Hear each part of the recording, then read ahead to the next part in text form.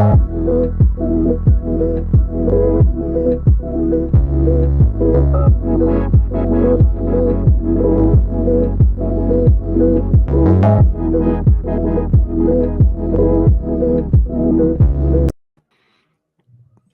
morning and welcome to week 11. Well, the Sunday morning on week 11. And Chris Allen and I, we have a truce representing our teams, even though I've got my Thanksgiving Halloween orange on. I've got my old childhood beanie here with my Steelers colors and the Bengals in rematch of a stirring week 1 game, which showed us absolutely nothing about what was going to happen this season. And maybe that's a theme of 2022. We're going to try to say a few things about what we think is going to happen today. A lot of questions, and we're going to bring some answers. And again, just bowled over by the people who show up here first thing in the morning, come drop us questions. So we're going to always try to get it to as many as we can, as many relevant questions as we can for everybody out there. We're starting with Matthew Mans. Morning, fellas. Morning, Matthew. 2.5 PPR. Jamal Williams, Detroit going up against the Giants today in New Jersey. DeAndre Swift, you got both of the lines backs. Isaiah Pacheco, now here's a running back with a wide range of outcomes today, going up against the Chargers tonight, as it might be. Yep. And Cordero Patterson, we want to believe in Cordero Patterson, and then last Thursday night, it all fell apart. So all 4 of these backs have a wide range of outcomes today. Where would you put your chips? At least for right now, I'm leaning towards Pacheco and CPAT. And here's why. I think with Cordero Patterson, you have at least you can probably place the most bets on a guy having the high leverage touches. So if Atlanta were to move into the red zone, get into scoring position, Cordero Patterson is the one likeliest to be out of the field. Admittedly, it's a 5-man rotation at running back, but like if you want to add Marcus Mariota into the mix, like we saw just this past week. But let's say that Arthur Smith was trying to ease him back into the workload. They didn't want to re-aggravate his injury that kept him sidelined for 4+ weeks, and they wanted to kind of get him back into that type of workload. And against Chicago's run defense, now without Roquan Smith, so many other, Robert Quinn, also away from Chicago, it just makes some sense that Cordero Patterson against this defense, along with it, let's say even 40% of the workload, could return value at the running back position. And Pacheco, we already saw the shift just this past week, with the Chiefs. Essentially, I don't want to say they're throwing in the towel on Clyde Edwards-Helaire, but at the very least, one snap? And just, very little work for Clyde Edwards-Helaire. And while Pacheco wasn't able to get it done on the ground, given their team situation last week, with the way that the game was going, I can understand why we didn't see a ton of production. But the volume should be there for Pacheco moving forward. So against the Chargers defense and what we think to be one of the marquee matchups of the week, which is why it's got flexed to SNF. At least those 2 guys, if you're trying to aim for a ceiling type of outcome, those 2, I think, provide the most, just because we know that with the Detroit backs, both are going to be active. We've been hearing stuff about Swift thinking that he's still working through some things, but he's still going to be out there. So at least with Pacheco and CPAT, you know what you're getting into, as you roster them. Whereas with the other 2, you start Jamal Williams, Swift goes off for 2 touchdowns. You start Swift, you can see Jamal Williams getting 2 touchdowns. Yeah, I think that this question, Chris, it feels like we're getting into fantasy football playoffs type questions, where I almost want to say, hey, I'm going to tell you what I think, but you make the call here, because laying out these possibilities, it's funny, looking at my projections say to play both Detroit backs, but like you said, that subjects you to a lot of ups and downs, and the 2 hits, it's very unlikely that both the 2 hits out of these 4 will be both lines backs. Here's what I'll add to what Chris said, which I think was really good stuff.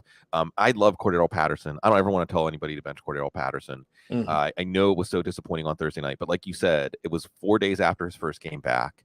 And we know that against Chicago's run defense, so matchups come in here, and the matchups definitely point towards Pacheco and Patterson. The one place I tap the brakes on Pacheco is only because the Chargers, we were talking about this with the Bengals.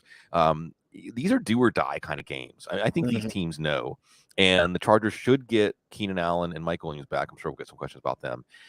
So this could be a game that the Chargers really play like it's their Super Bowl, or it's their this is the game that's their whole season. And then if they can get out on the lead, the Kansas City wants to pass. Kansas City doesn't want to be a running team. And I don't even see Kansas City, Chris, as a team that makes many one-off game plans. They say, we're going to make a game plan to beat this opponent. The game plan is, so 16 carries for Pacheco. I would probably go with Patterson and Jamal Williams. And knowing that DeAndre Swift, if he returns to form and busts off some 50-yard runs and some big plays, and you're feeling great about having him going forward. But with Pacheco, this is a good litmus test for will Andy Reid and the Chiefs, because the big story this year, or one of the big stories this year, Chris, has been the run is back. We're not making fun of the run anymore. We're not dunking on coaches that want to run, right? We're not dunking on the idea that you're running the ball and giving away potentially more efficiency, because the run has been about as efficient as the pass. And we're seeing some surprise teams pull off some surprise outcomes by relying on the run and putting defenses in positions they don't want to be in. Will Kansas City do that? Will Buffalo do that?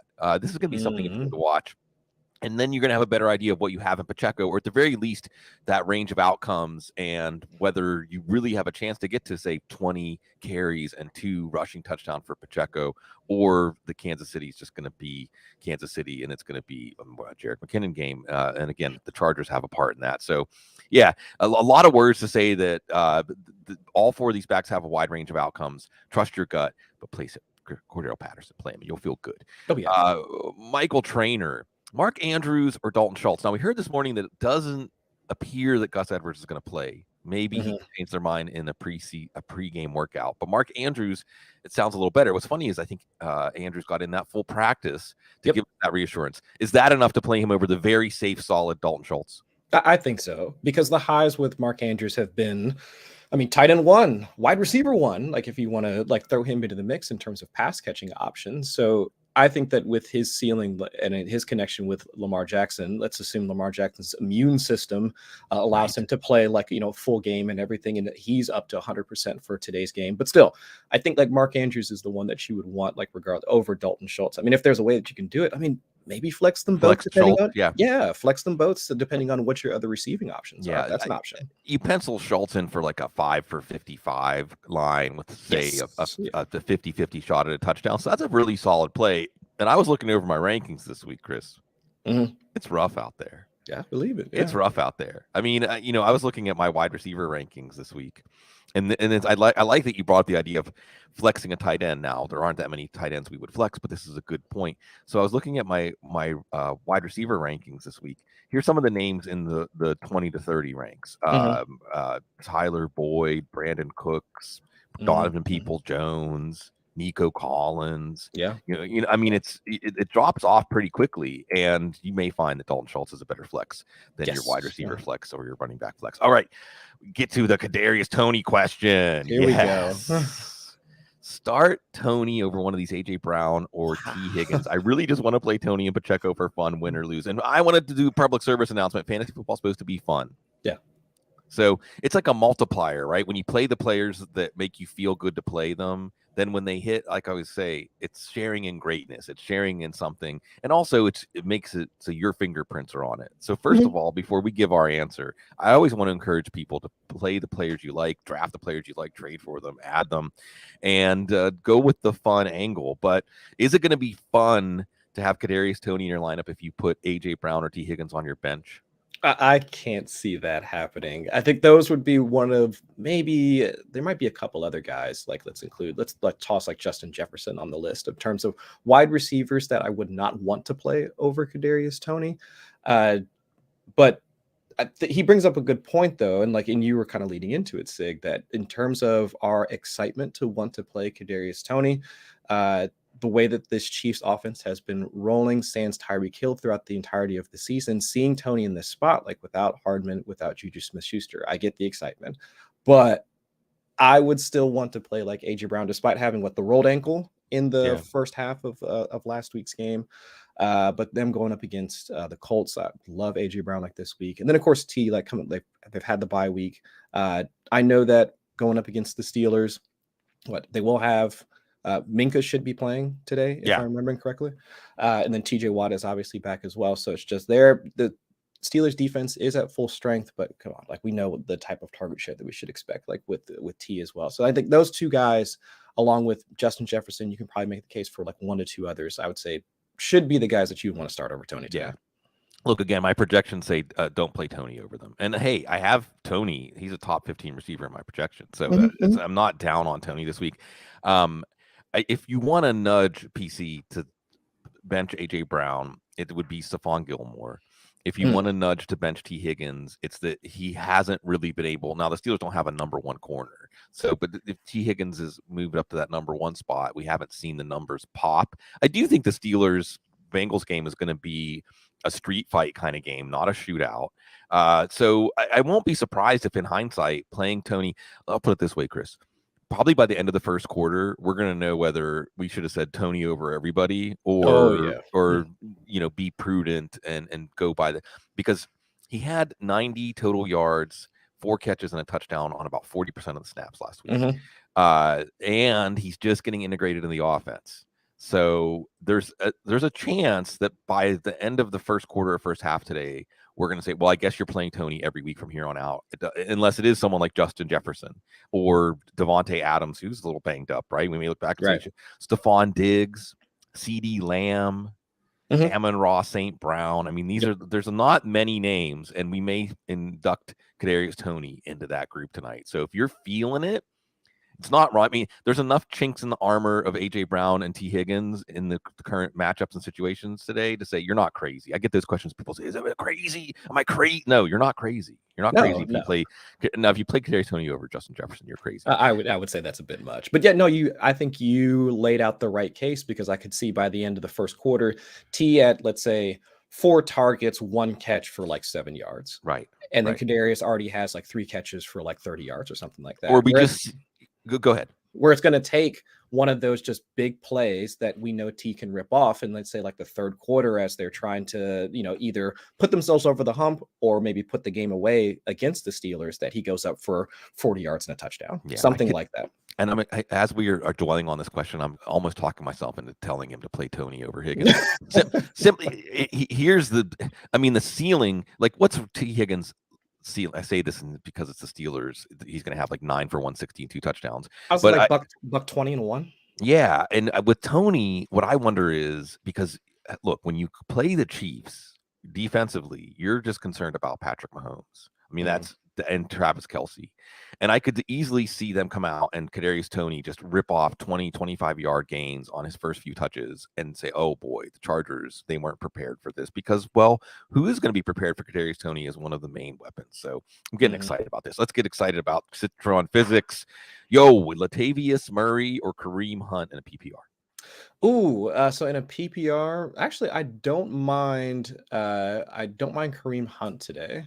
I know that like with the Bills' run defense like being at least somewhat vulnerable over the past like couple of weeks. I don't want to say like weak or anything like that. I don't want Bills Mafia in my mentions. I would say at the very least, like with them seeing like remaining like somewhat vulnerable the past couple of weeks. And if you want to throw in the narrative, the fact that they didn't leave to get to Detroit until what was that midday yesterday, might take a couple of maybe a few series or something like that for them to knock the rust off and get acclimated to playing at game speed. Could see the Kareem Hunt like actually have a big game. But I do think that the easier option would be Latavius just because they're playing against the Raiders. I mean, back into the league in terms of, points allowed like to the running back position, and that's throughout the entirety of the season. We already know that if they weren't reeling beforehand after losing to the Fighting Jeff Saturdays like last week, it's easy to see a path to either Latavius Murray or if you want to throw in Melvin Gordon in your lineup. Melvin Gordon too. Either one of those two having a good game. Yeah, I like the Broncos back today. Clint Kubiak is going to take over play calling. When you hear the name Kubiak and play calling, you think of the Thundering Herd. You think of a lot of runs. And also, it is the Raiders matchup. With Kareem Hunt, I wonder, Chris, how much he's coasting on reputation at this point. Because what has he done? I'm not even talking about stats, Chris. I'm talking about if you've watched the Browns this year. When have you watched Kareem Hunt and thought that's a guy I want in my lineup? Not that he's declining, but last week was a game that they lost 39-17. He had 6 carries and a catch for about 20 or 25 total yards. That's a game script. trailing in the second half, that should be a Kareem Hunt game. Yes. But like you said, from a football standpoint, seeing how the Bills do, how the Browns are going to try to make it so they can't get their defense off the field and they can't get draw. Look at what the Commanders did to Philly on Monday night. That's what Cleveland wants to do to Buffalo today. That's also what Indy wants to do to Philly today, which might be another reason to say, hey, Tony over Brown, whatever. Chris Citron Physics also asked, Josh Palmer or TJ Hawkinson in a flex? There's a tight end flex for you, TJ Hawkinson.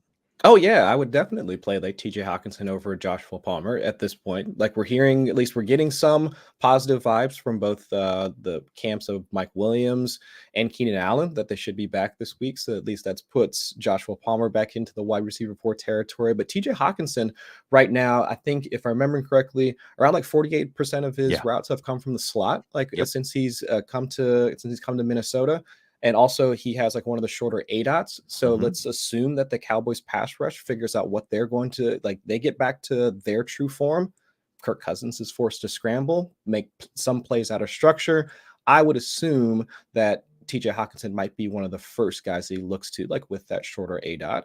And if I'm remembering correctly, like TJ Hawkinson, he already played Dallas once this year. And he went for like 5 for 60, like 5 for 7, somewhere in that range the last time that he played Dallas. So if he already played well against them, even though it was a completely different franchise, either way, like the way that he's being deployed now in Minnesota, I really like TJ Hawkinson today. Yeah, I think that, and the thing with Josh Palmer is he's been getting targets by default, but assuming that, I'm penciling in Keenan Allen and Mike Williams. I'm projecting the offense. You know, if you're weighing Justin Herbert against, chances are the answer is Herbert against other quarterbacks because I'm expecting this offense. And the Kansas City matchup's a good matchup for passing games. But you're absolutely right about the role. Usually we see teams, when they get these new players, they scale up their integration of the offense. TJ Hawkinson was a big play right away. He had 4 for 48 in that game, but Brock Wright had 4 for 57 in that game. That was the game. That was the game when Brock Wright caught a tight end screen. And that's right. That's TJ Hawkinson. Oh, wait, that's 89. And which, again, I wonder if that's whenever the Lions said, we're not going to sign him to an extension. What's wild about that is it was TJ Hawkinson the missing piece for Minnesota? Because what's happened is since Hawkinson has come in, Justin Jefferson's been freed up to run more routes downfield. And it's also the Detroit, Brad Holmes and Minnesota, did they teach us a fantasy football lesson? Because remember, when Minnesota traded down from 12 to 32 and Detroit was able to get Jamison Williams, fleeced him, right? Minnesota, you shouldn't trade down in the first round for so little, but then you turn around and trade within the division. TJ Hawkinson, it's relationships. Relationships are important. All right, let's try to build a relationship here with Ryan Tressler. Pick one in PPR. Michael Carter against the Panthers. There's a lot of intriguing games. I'm getting excited. Like doing the show with you right now, Chris. I'm getting excited about Minnesota, Dallas. I'm getting excited about New England and the Jets. Elijah Mitchell in Mexico City tomorrow night against Arizona, or Chris Moore with the Houston Texans. Probably have to throw the ball a lot against Washington. I like Elijah Mitchell out of that group. And while I know that liking Elijah Mitchell, it's almost the response from other fantasy folks is, well, that means you're down on CMC. Like, well, no, not particularly. And we know that like Kyle Shanahan, like that was, I know he came out like after the game and said this was essentially going to be the plan for them, but at least getting a part of or getting a piece of an efficient running offense that's going to be in scoring position, let's say more so than their opponents and then more so than the rest of the league. I mean, that's what I want to buy into. And so that we know that San Francisco should be able to move the ball against the Cardinals defense. Elijah Mitchell, that we saw in his first game back, like he was like, a huge part like of their game, of their running game as well, like more so than Deebo. And it was a surprising amount of work that he was able to take away from CMC. So out of that group, I think Michael Carter is probably the close second. But if I'm looking for like legitimate shots on goal, legitimate chance at one of these guys falling into the end zone, it would be Elijah Mitchell. Yeah, I'm not going to talk anybody out playing Mitchell because we saw if San Francisco can get on track, they are going to feed the running backs. I do want to put a quick public service announcement. If it's active in your league for the next 2.5 hours, try to trade for Christian McCaffrey. Christian McCaffrey's going to be fine. Christian McCaffrey's going to be a league winner. Christian McCaffrey still led off the game as the clear number one back. And then when it's time to salt the game away, it was Elijah Mitchell. Now, that could be the script again. Byron Murphy's going to be out for Arizona. It's going to be rough. Yeah. This is a last stand kind of game for Arizona, but for San Francisco, this is a no margin of error kind of game. So I do think you're going to see the template for San Francisco, 35 carries for these two running backs. I'm not going to talk you out of Mitchell. I do like Michael Carter a lot. What I mean, I say that is I think the Jets got it figured out before the bye that they run their offense through the backfield. And so I think Michael Carter's a really solid play. Mitchell maybe have a little bit more upside if that San Francisco running game gets on track. Tony 42K, half point PPR, need two, could be two wide receivers or a running back and wide receiver. Kadarius Tony, there's that guy again. Cortland Sutton against the Raiders. All right. Jerry Jeudy. Dante Foreman. These last two running backs, Dante Foreman and Cordero Patterson, right? I mean, you don't know what you're going to get from these guys week to week. Foreman playing Baltimore. And again, we talked about Patterson going up against Chicago. So Tony, Sutton, Foreman, Patterson, half PPR. At least one has to be a wide receiver. Tony and Patterson for me. Yeah. That's a dunk, man. That's it. Yeah. That's the one. That's what I feel good about. I Mhm. mean, do you really want to have your fantasy fate tied to Baker Mayfield in any way? Right. And I think the answer to that is a no, a negatory. Mhm. All right, 80220. Hey-yo, and hey now. Hey-yo, that's a little old callback to Ed McMahon. Deebo Samuel and James Conner at flex, and the game, you got to sweat this one out until Monday night. This one's not simple. I mean, there was a time that going into the season we would have said, well, you're never benching Deebo Samuel, Right? But do you bench him for James Conner tomorrow night? I don't think I could do that. I mean, as we're just talking about the running game as of like for San Francisco and how much upside we see for both like Elijah Mitchell and Christian McCaffrey, of course, we still can't forget that Jimmy Garoppolo has been throwing the ball well. I mean, if not if not under pressure and his internal processor completely goes berserk. But I do think that Deebo Samuel should be the one that you would start over James Conner in that context. I know that Arizona has shown their confidence in in Conner's health situation by whatever happened with Eno Benjamin and letting him go. But at the very least, I do think, again, if I want to be a part of a more efficient offense, if I want to at least, I would rather put my chips on an offense that is going to have more attempts within their opponent's 20-yard line. Yeah. Deebo, it's the 49ers for me. I like you were saying, this is the last stand for the Cardinals.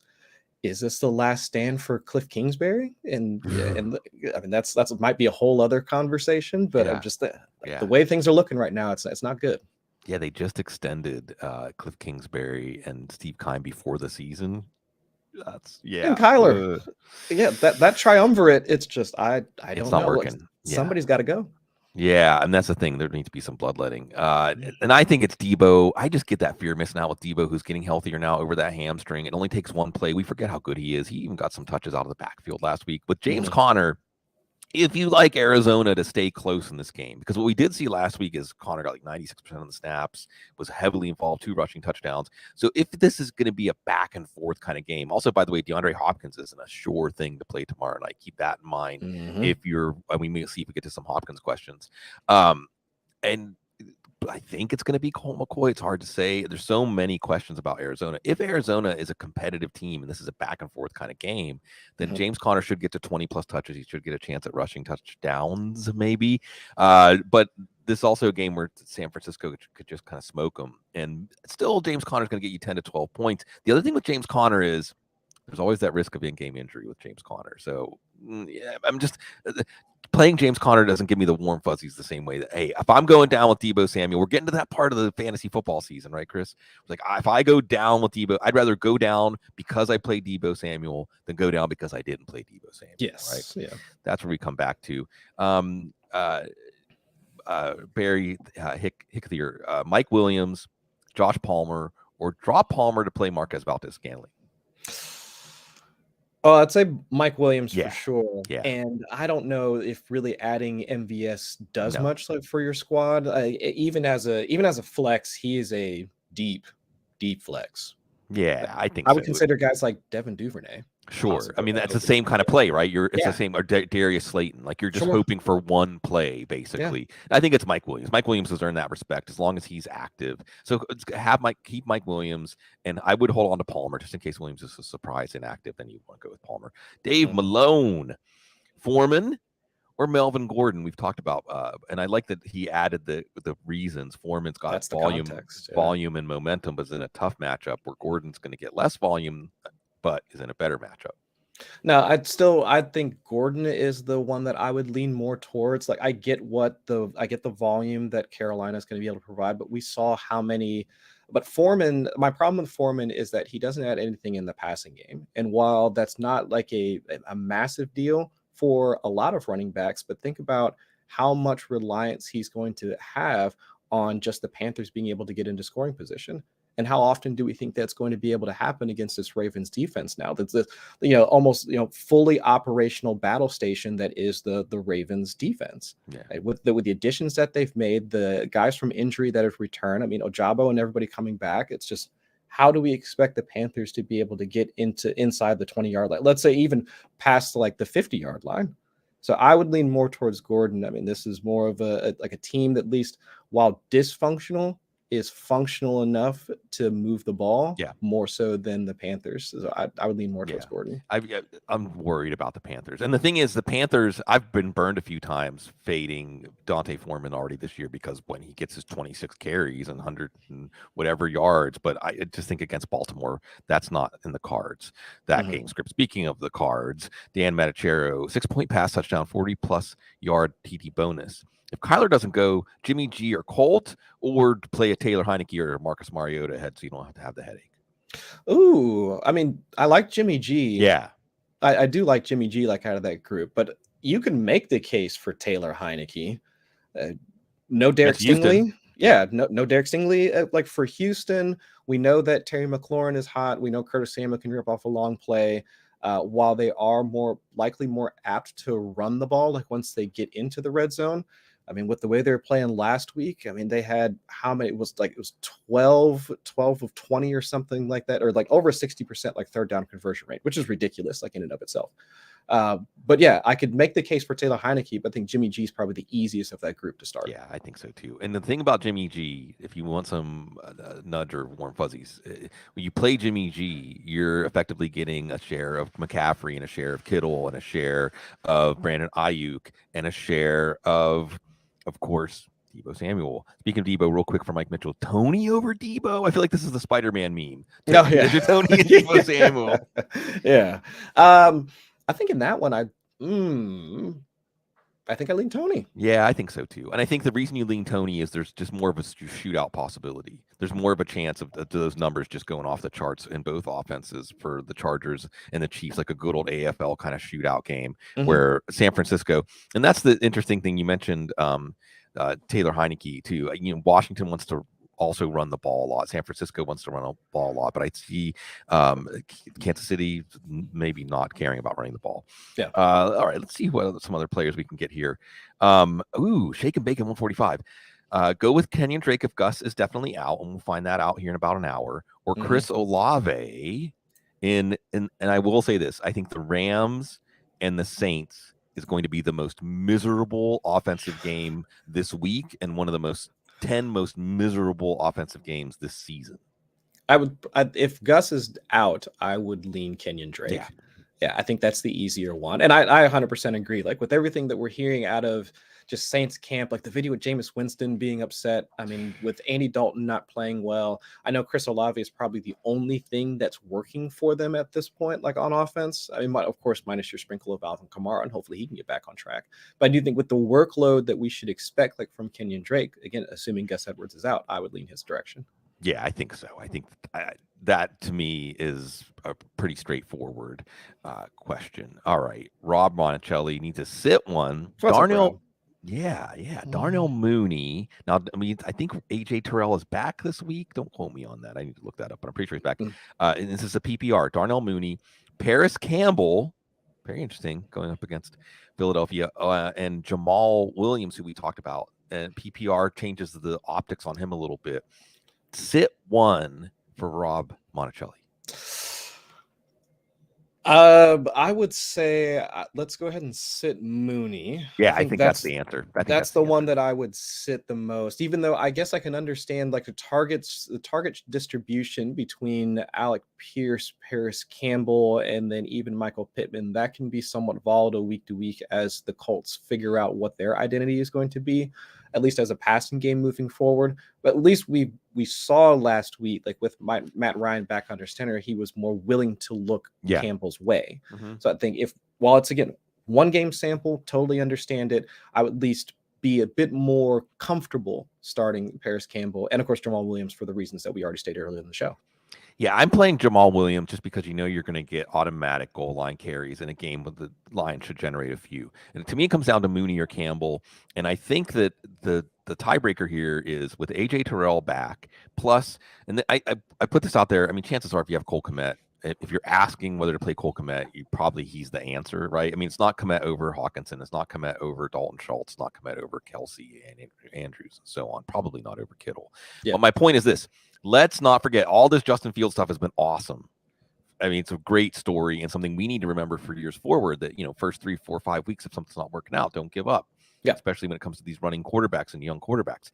However, this is still only an offense that throws the ball 20 or 25 times a game. Yes. So if you're going to throw the ball 20 or 25 times a game and AJ Terrell is back and he's going to be blanketing Darnell Mooney, I think the answer is not Darnell Mooney. What's going to be interesting about Philly and Indy is that they can establish Jonathan Taylor and get him up to 30, like a Derrick Henry kind of game, then it might be a quiet game for the Indy passing game.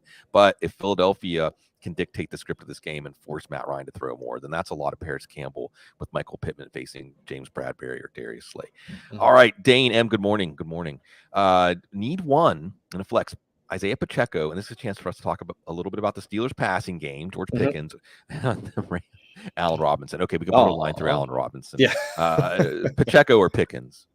Pickens for me. I do like it in a PPR setting. I know that Deontay Johnson is in line for a good game today, but I do think with Pickens, they're showing more. At least was it last week? The rushing touchdown like last week? So kind of sliding him into that gadgety type role that they had kind of penciled in for Chase Claypool. So that's good to see. Yeah. And we do know that he already has that established rapport with Kenny Pickett, as we've seen over at least the last month or so. So no, I do like Pickens in that role for sure. Yeah, I think look, Pacheco could end up being the right answer. And if you're feeling Pacheco because of the matchup, I'm not going to talk you out of him. It isn't like Pickens has been giving you fear of missing out, but getting him more involved as a runner is helpful. And an interesting game here. So the Steelers would love nothing more than to give the Bengals a black eye and sweep the season series. A trade question here from Famous Mockingbird.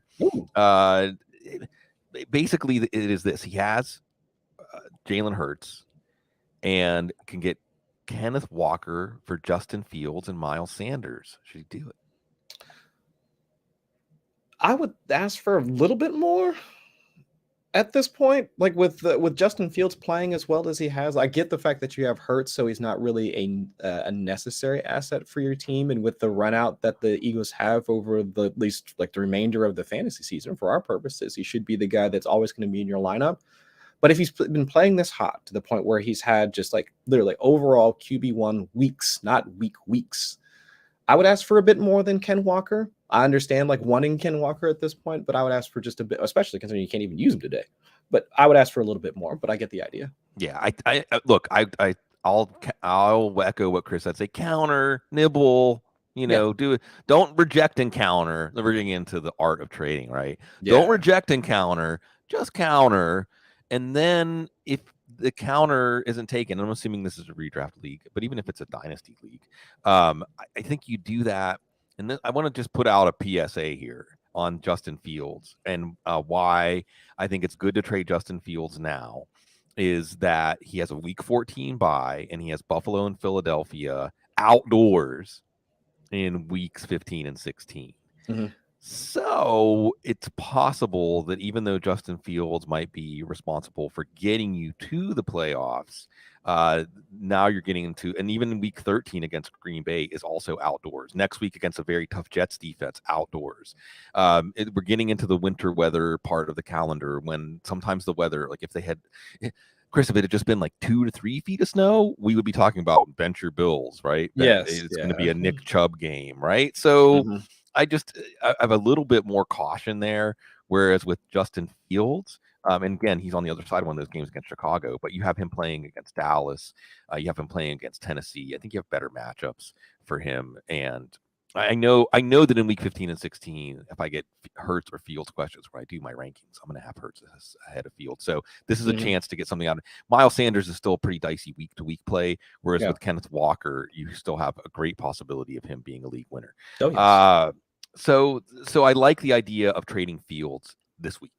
And especially if Chicago, if Atlanta has a little better game plan than we've seen. Remember, it's Detroit. I mean, how much of that now? Granted, week 17, Chicago gets Detroit in Detroit. So if you can survive with Justin Fields to week 17 in your championship, then he can do it for you. Let's get a Keenan Allen data point here from Jimmy Evans asks, Devonta Smith, Cortland Sutton, Tyler Boyd, or take my chances. Great phrasing. Take my chances with Keenan Allen.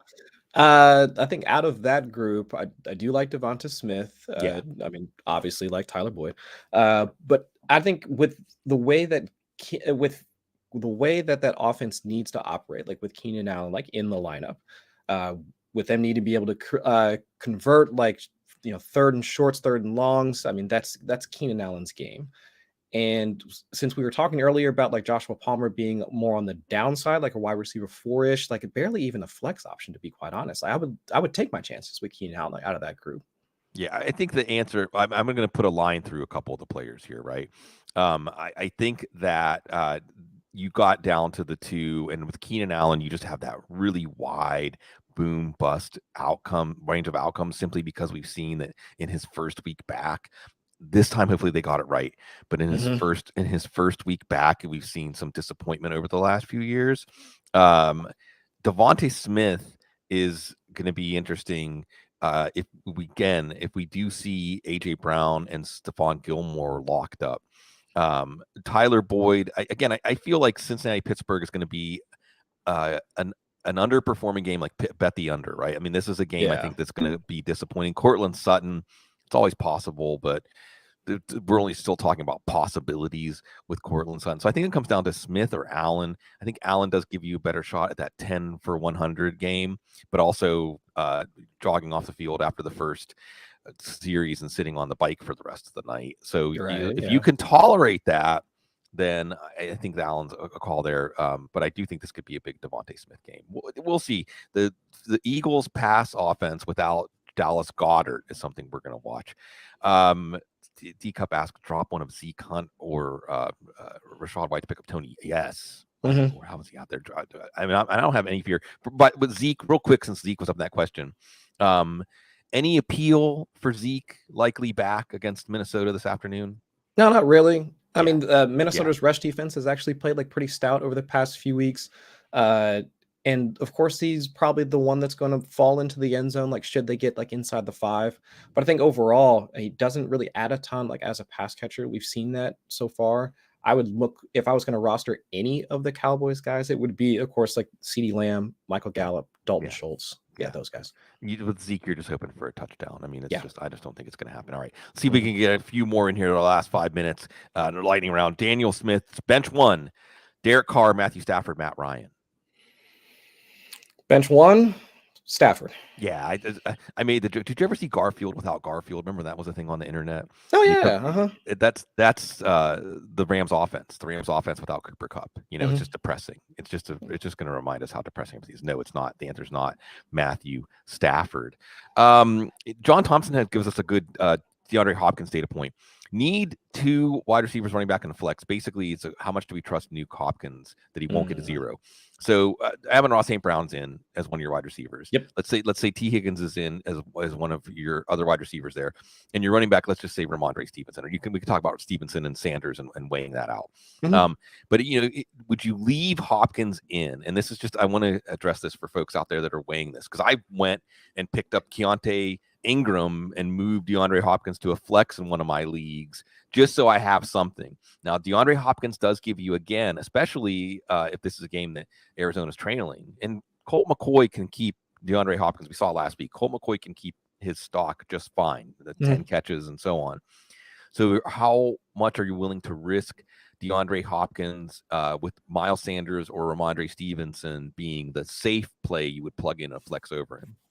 I would still trust Nuke, I think, in like with those options. I think Stevenson is probably the closest one to say that, all right, like I could most definitely like get on board like with playing him over Nuke.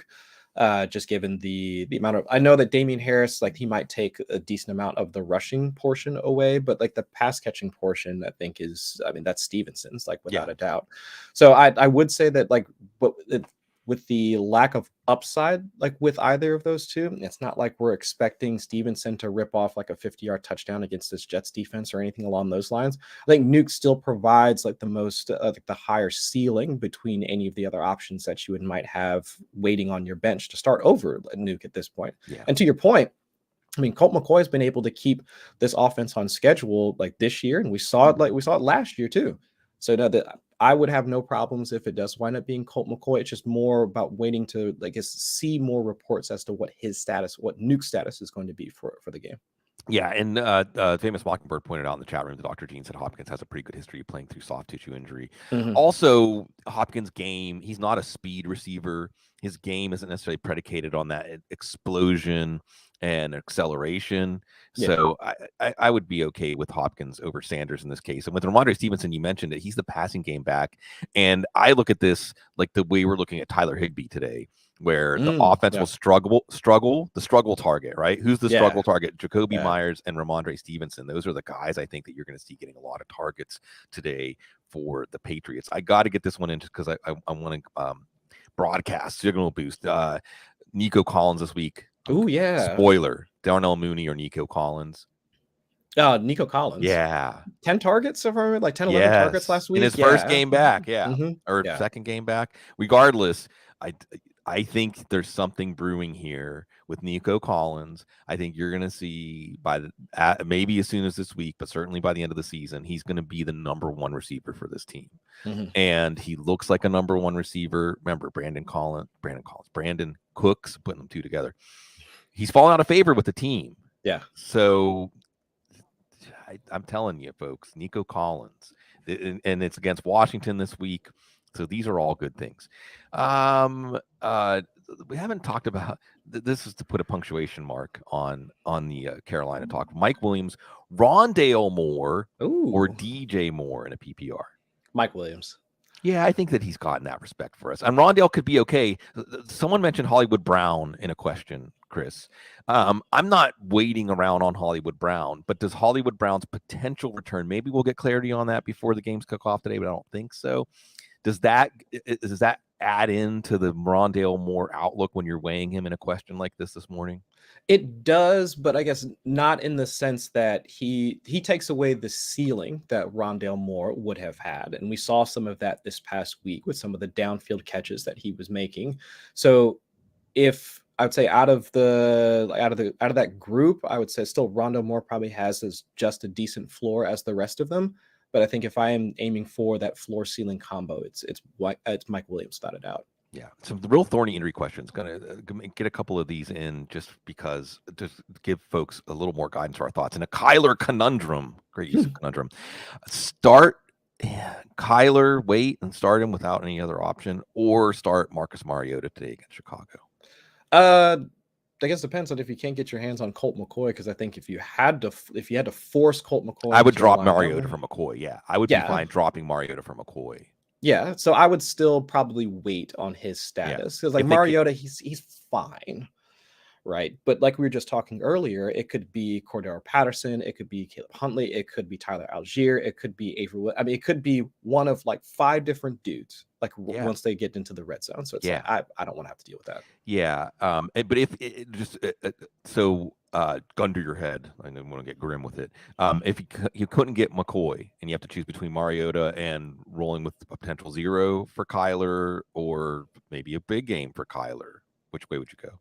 I'd go Mariota in that case. I think so. I think so. With Murray, we got that note earlier this week. Oh, maybe another week or two. The other thing that I'm worried about with Kyler. And look, with Mariota, there is some upside here simply because it's Chicago's defense. They traded away their 2 best top 5 players. I mean, top front 7 players.